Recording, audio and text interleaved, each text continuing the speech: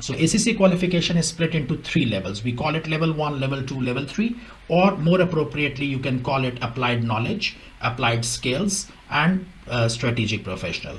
In applied knowledge, you have got 3 papers. Traditionally, we used to call them F1, F2, and F3. But the names ACCA changed recently. They started calling F1 as BT, Business and Technology, F2 is Management Accounting, F3 is FA, which is called Financial Accounting. So let's suppose that you are starting your ACCA professional qualification from level 1 and you do not have any exemption. So you actually can take any of these papers in any sequence. There is no compulsion that you should first take F1.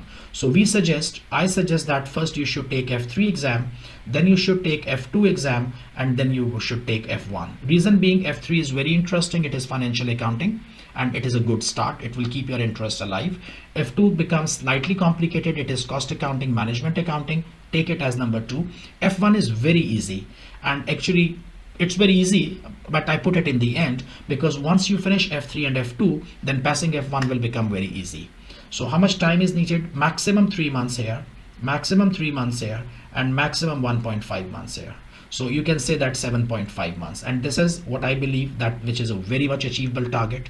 Even students can finish it in 6 months, even earlier than that. This is the time period required.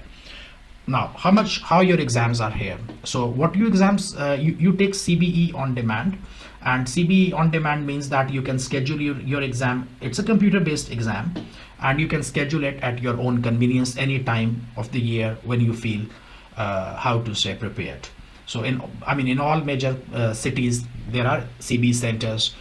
You can call to your nearest CBE center and say that I am ready. I want to take F3 exam. This is my student ID. I want to book my exam. You will pay them fee, not to ACCA, but to the CBE center, and register for exam, take exam. And it's a computer based exam. So as soon as you finish, immediately the result comes out. So you press submit and the printout is in your hand. You have passed, you have failed. 50% is the pass marks. Of course, it's not very desirable to get 50% because that is very low considered mark.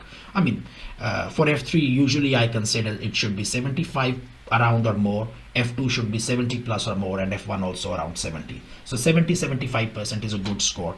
Not very good score, but acceptable. Reasonably good score. So this is, and you can finish this thing in 6 to 7 months.